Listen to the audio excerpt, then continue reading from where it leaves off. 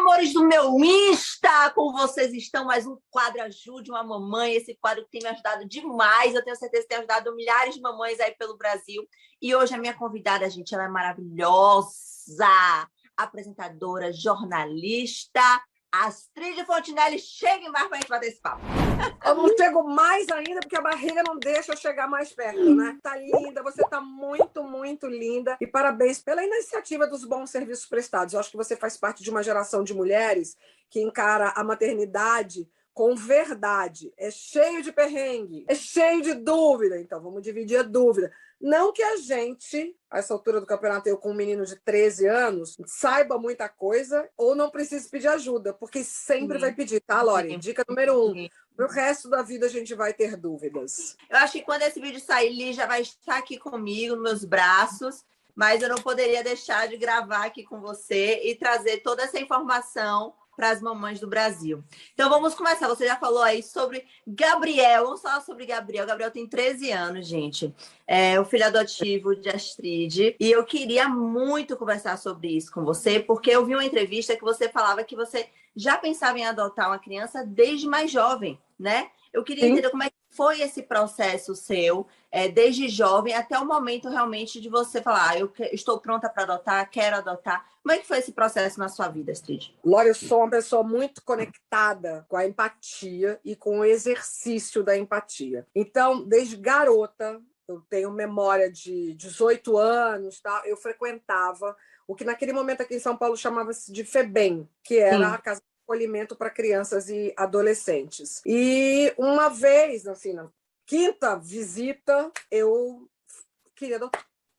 E não podia, por causa da idade. E a minha mãe chegou a falar, então, se for... Mas aí, evidentemente, que aquilo era uma empolgação daquele momento de você querer levar todo mundo para casa, de você querer ter aquelas crianças todas com você, por conta da situação vivida ali, que é muito, muito, muito forte. Mas aí eu vou para uma outra característica minha, que sempre foi de gostar de trabalhar, de querer ser jornalista e de dar tudo de mim pelaquela profissão, de não ser minha prioridade o casamento, e de não ser minha prioridade ter filhos. Aí eu fui vendo que a única barriga que eu invejava naquele momento era da Leila Diniz, que era uma atriz revolucionária, que foi a primeira mulher a posar de biquíni na praia, uma foto clássica. Queria que você tivesse tempo de copiar essa foto. Ela com um chapéuzinho. Eu vou procurar. Procura, Leila Diniz na praia de biquíni. Biquíni baixinho, isso é um escândalo. Estamos falando de anos 60, 70, por aí. E a única barriga que eu invejava era aquela. E eu fui crescendo com essa pegada. E aí fui ficando mais velha. E aí eu falava, não, esse negócio de gravidez não é para mim, não. É cheio de perrengue. Eu sabia que ia ter perrengue. Sabe um anjo te falando, vai ter perrengue? Muito embora tivesse tentado. Eu tentei fazer inseminação artificial e foi uma grande decepção na minha vida. Primeiro, porque eu gastei muito dinheiro, é um negócio muito caro. Naquela época, eu nem tinha tanto assim para investir naquilo e só ganhei celulite. Dei com os burros d'água 2 vezes. Então, eu falei, definitivamente não é para mim. E chegou um momento na minha vida que eu, aquela profissional que gostava tanto de trabalhar, comecei a murchar. Eu não me interessava mais, porque o meu trabalho tem a característica muito de conteúdo, né? De estudar, de ler, de parará. Eu falava, e agora? Eu estudei tudo isso, para quem que eu vou passar? Para quem que eu vou ensinar? Meu, olho no olho, né? Porque passar na televisão não era mais o suficiente para mim. Eu falei, eu quero adotar e chegou a hora. E aí eu fui buscar essa pessoa que eu sabia que existia, e que hoje se chama Gabriel. Como é que foi o processo de adoção? Foi um processo simples? Foi um processo demorado? O processo de adoção é simples. Ele não é complexo, mas ele pode ser demorado. Eu hoje, com a experiência que eu tive do Gabriel, eu acho que depende muito da gente. É muito fácil a gente falar, é comum você ouvir, você, demora muito, tem tanta criança, mas nem toda criança que está abrigada está disponível para adoção. Porque as crianças disponíveis para adoção, elas têm que ter tido, antes de chegar nesse momento, todas as possibilidades de reingressão na família. Então, pode não ter uma mãe, não ter o pai, mas aí vai ter que ter uma tia, uma avó, uma materna, um primo, o lar familiar. Isso é o que está no Estatuto da Criança e do Adolescente. Pode estar errado? Pode estar errado. Mas é o que está lá, é a lei que tem que ser cumprida. Mas uma outra característica nossa, às vezes, as pessoas que chegam para o processo de adoção chegam idealizando uma criança.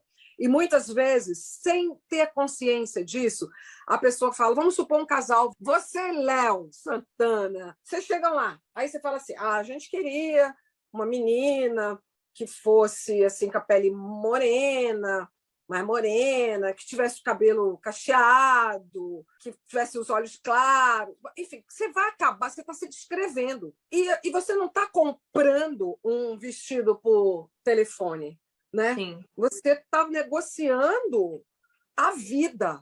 Você está negociando com o universo a vida. Então, você tem que jogar para a vida, porque a minha intenção, a sua intenção é igual à minha. Você quer ter um filho saudável, não é? Quando você, né, no início da sua gravidez, o que você pensa? Você pensa, eu quero ter um filho saudável. Se vai ser alta, se vai ser loura, isso é o segundo plano. A gente quer que tenha saúde. E foi assim que eu cheguei. Então, tecnicamente, a parada é um formulário que eu cheguei aqui no meu computador, exatamente nessa mesa, nesse computador, fui lá, a adoção de criança, como faz? Aí vi que tem que ir na vara da infância e juventude do seu bairro, eu moro em São Paulo, fui ali em Santo Amaro, você preenche uma ficha e entrega. Dali um tempo, eu demorei a ser chamada, eu entreguei isso no meio do ano, mais ou menos, e só fui chamada para ter um encontro com a assistente social 6 meses depois. Demorou. O telefone nem tocava. E eu, muito angustiada, 3 meses depois que o telefone não tocava, liguei. E aí elas me explicaram, falaram, Cid, você tem noção, a gente tem um carro para a zona sul inteira de São Paulo. E toda hora toca o telefone, e isso eu constatei quando eu estive lá, com uma denúncia. Criança que está abandonada na rua, criança que está apanhando na casa. Mas essas mesmas assistentes sociais, quando eu fiz a entrevista com elas, que demorou 2 horas e meia, eu gastei uma caixa de lenço de papel, porque valeu por 20 anos de terapia, você conta a sua vida inteira, e eles te colocam em várias situações. E se a criança um dia te perguntar? E se a criança um dia fizer a mesma coisa que você e esconder da sua mãe o boletim porque repetiu de ano? Tipo assim, sabe? Tudo. 2 horas e meia, chorando horrores. Quando eu saí, elas viraram para mim e falaram assim, Astrid, por que você tem tanta conexão com a Bahia? O seu marido já era namorada do Fausto. Você não procura também na Bahia, porque está saindo o Cadastro Nacional de Adoção. E eu tinha realmente essa possibilidade na Bahia, então eu me inscrevi em São Paulo e na Bahia. E na Bahia. Quis o universo que realmente o meu filho chegasse vindo da Bahia. Eu estava até em Salvador, eu tinha ido para Salvador, olha como é o destino. Ia ter um show do João Gilberto aqui, ele ia tocar em São Paulo e no Rio. O show de São Paulo, muito badalado, muito concorrido, fechado por um grande banco, blá, blá, blá, blá, eu ia ter que pedir muito favor para muita gente para arrumar esse ingresso. E eu prefiro comprar. E o da Bahia era no Teatro Castro Alves, com ingresso aberto ao público. E a gente comprou. Então, no dia do show do João Gilberto, tocou meu telefone, era assistente social me chamando para ir lá. E no dia seguinte, eu já conheci o Gabriel. Astrid, a gente conhece sua trajetória como apresentadora, como eu te apresentei aqui para as pessoas.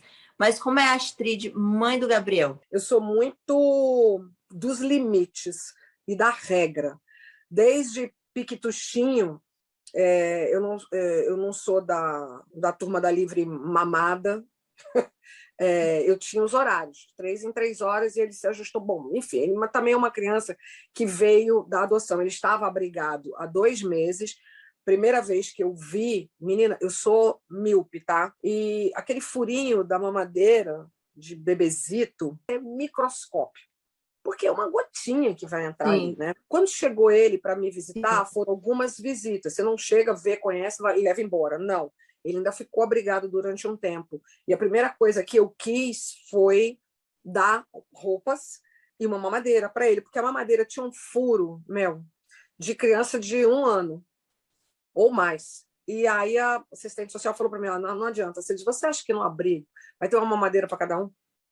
Não tem, é a mesma mamadeira que roda de boca em boca, parará, parará. Graças a isso, meu filho tem uma resistência, o menino nunca fica doente, é tipo pontual as coisas que ele teve, e eu lembro, sabe? Sim. Ela vomitou uma vez porque foi a estrada que era cheia de curva, ela vomitou outra vez no Havaí porque comeu um camarão, sei lá eu onde estava aquele camarão no meio da rua. Só, nunca teve nenhuma doença. Meu maior orgulho também é a carteirinha de vacinação dele. Eu quero muito que você viva esse orgulho. Ó, lotada, não perdia uma vacina. Então, eu sou, sabe, sei a data que tinha que tomar vacina, sei tudo. Tinha os horários regrados e ele é assim até hoje. Comer, estudar e nadar é obrigatório. Hoje, a minha relação com ele é do olhar. Entendeu? Vai fazer uma parada... É igual a minha mãe comigo também. É só no olho, só no olhar. Eu já vou saber. Só no olhar. Claro que para chegar no olhar, teve uma pegada, mas bater, jamais. Né? Botar de castigo não acho que funciona, tem que funcionar na conversa, no diálogo, sim. E eu tenho um pacto com ele pela condição dele de nunca mentir para ele. Então a gente tem um papo reto e ele é muito inteligente, ele convive com muito adulto, tem essa coisa da casa, ter o noticiário, ter o jornal, ter não sei o quê. Então às vezes aparece um assunto meio casca grossa que eu falo assim, Gabriel, isso aí não é para você. Você não vai compreender. Eu também não compreendi direito. Aí ele fala, mas tenta me explicar. Quando a pessoa fala, tenta me explicar, você explica. Então a gente tem limite, mas a gente tem muita complexidade e muita verdade. Incrível. Eu vi que o Gabriel ele passou por um episódio de racismo numa praia, infelizmente. Eu queria saber como é que você abre esse diálogo com o Gabriel diante de uma situação tão triste, né? Como é que você reagiu primeiro a essa situação e como é que você abre esse diálogo com ele para conversar sobre isso? Já aconteceram 3 vezes. A primeira vez foi de uma criança na entrada da escola. Ele tinha 2 anos, 3 anos de idade e eu tenho uma doença crônica que era o lúpus. Nesse momento o lúpus estava atacadíssimo, eu tomava quilos de cortisona, eu me tremia inteira. Então, nesse momento, tinha que ter um motorista trabalhando na casa, mas quando eu pude sair, eu fazia questão de levá-lo na escola. Eu ia no banco de trás, aí quando ele anda, um menino um pouco mais alto, mais velho que ele, lança o pretinho, pejorativamente. Saí do carro que nem um foguete. A primeira pessoa que eu encontrei foi o porteiro da escola, que é um homem negro. Falei, mano, aquele moleque falou pretinho, eu tô louca. Aí o cara baixou a cabeça e falou assim, ele faz sempre isso, dona Astrid. Eu falei, fazia. Porque agora é pelo meu filho e por você que eu vou entrar nessa escola e a gente vai mudar essa situação. E aí eu entrei na escola, a escola num primeiro momento veio, vamos trabalhar na sala de aula com livrinho. Eu falei, não, vamos trabalhar na sala de aula com livrinho, não. Aí eu falei, não, eu quero falar com os pais dessa criança, porque os pais dessa criança são racistas. Então, minha primeira vez foi de enfrentamento. Foi como eu chamo Malcolm X. Fui pra porrada. Da segunda vez foi agora, recente, em Morro de São Paulo, na praia. Uma mulher vira para ele e fala assim, você me dá um colchãozinho desse? Tipo, bem assim, sabe? Aí eu falei, a senhora pode pegar lá. Aí ela me olhou e falou assim, mas ele não é nada. E também fui para o enfrentamento.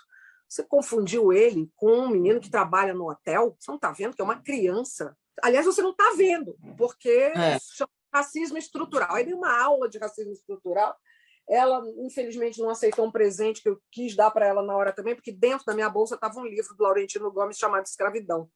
Porque eu leio muito sobre esse assunto, porque essa história não foi nos contada. O dia 13 de maio não aconteceu. A gente tem que falar sobre o dia 14 de maio, que foi o dia seguinte da liberdade dos escravizados, enfim. Então, também foi de confronto. Mas, Lori, eu ando muito treinando o Gabriel, e a gente conversa muito sobre isso, porque um dos nossos grandes aliados será a escola. Hoje é obrigatório o ensino dessa diáspora africana na escola. Eles estudam sobre as religiões, os costumes africanos, estudam sobre o candomblé. Então, o Gabriel tinha o conhecimento do que era, nunca tinha sentido na pele. E quando eu expliquei para ele que ela confundiu ele com um trabalhador, mas não teria problema nenhum se ele não fosse preto, e também uma criança, o nome disso é racismo estrutural. Aí ele virou para mim e falou assim, então isso já aconteceu, porque às vezes, numa loja, você vai para um lado, quando eu vou para o outro, a pessoa pergunta se eu trabalho aqui. E eu acho que nada justifica isso, porque ele tem cara de criança, ele pode ter a altura, mas ele tem cara de criança, mas a pessoa não vê a cara. né, ver a cor. É a cor, a cor é a cor do trabalhador braçal. Então, estou treinando ele para agora ele responder que ele é jogador de basquetebol da NBA, em inglês. O inglês dele é impecável. O inglês dele é impecável. O meu não é. O dele In English. In English. Não, I am a basket player from NBA, mas bem metido. Porque eu acho que tem que, assim, ou é o constrangimento ou é o deboche. Né? Botar a pessoa na situação do tipo, o que eu fiz? E não quem que eu sou. Astrid, ó, que aula! Muito obrigada pelo bate-papo. Eu amo realmente esse quadro, porque além de conhecer a história dessas mulheres incríveis, eu também aprendo muito. Como eu falo, tenho passado por um processo de aprendizado, né, muito grande, de sair dessa bolha branca que eu me vi inserida. Então, obrigada, viu? Um beijo. Beijo, tchau.